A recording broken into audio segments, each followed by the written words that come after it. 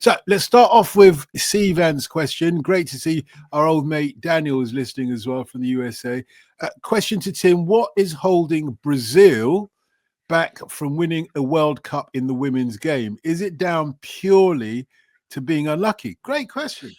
Yeah, well, the next World Cup is where? 2027 in Brazil. What an opportunity. What's holding them back? So, on home ground. Yeah, is it? Remember the last time around that happened? Yeah, the last time around it happened for the men, because there is a difference. The Brazil men's team, they've got a tradition to live up to, which is psychologically really, really daunting. The women don't have that tradition. It's not a disaster on a national scale if they lose.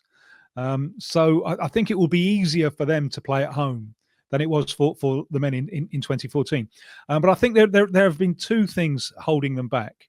One is this extraordinary dynamic of competition in Europe. You get the nations pushing each other and pushing each other and pushing each other. And the other is that when Marta led this utterly spontaneous generation of talent towards the start of the century, they didn't push through on it. They were very, very late in getting their league organised. Their league is much better organised now, but nothing like it's been overtaken by the major European leagues.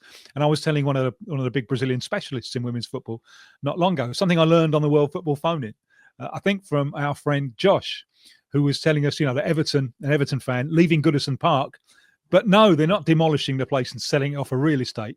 They're handing it to the women's team. And this journalist in Brazil, she just looked at me and said, that would be a dream. That's a dream for us. Some of the games are played in very poor stadiums. There is a little feeling, I think, that lip service is being paid to the development of the sport sometimes, especially when you see the comparison with Europe. Brazil haven't really come close recently, but last year something happened inside the Olympic competition. They were quite lucky not to be knocked out in the group stage, Brazil. And then, sometimes tournaments are like time travel. It's like things suddenly speed up, things suddenly fall in place. And during the competition, this side, who were lucky not to get knocked out in the group phase, suddenly became really good during the competition. And they're a little bit unlucky to lose the final to Emma Hayes and the United States. And that gave them a massive, massive confidence boost. So maybe home ground 2027, that could be the moment when they put this right.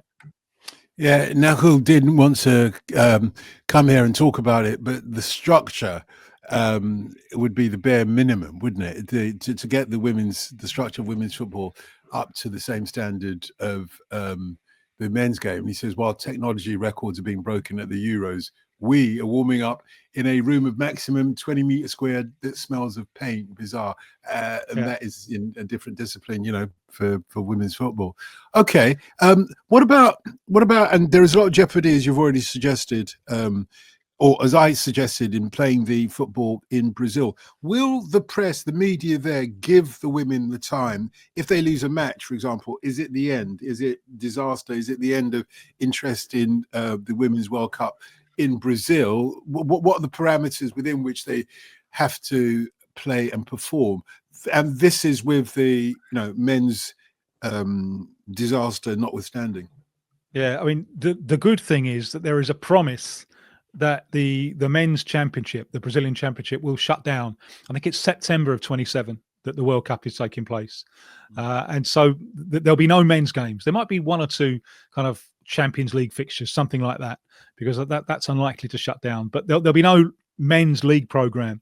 So the Women's World Cup will be the only game in town. There's no controversy now about spending the money because they built all the stadiums at hugely inflated and controversial costs for the Men's World Cup in 2014. So there's not really a downside now. There's only an upside. If Brazil get knocked out, then I fear a little bit for the tournament. The tournament will lose. It's one of those tournaments that it does need the hosts to go deep into it. So quite how they deal with that pressure, I don't know. I suspect that the great Marta will still be around. I suspect that might be her swan song. as if not necessarily starting, as a kind of wise old owl passing on much needed experience. But it's a huge opportunity for the women's game, and it will be fascinating to see how the Europeans perform in South American conditions. That'll be something totally new to the likes of Spain and England and France and Germany, a new challenge for them. So I'm really looking forward to the tournament. I think it's going to be historic.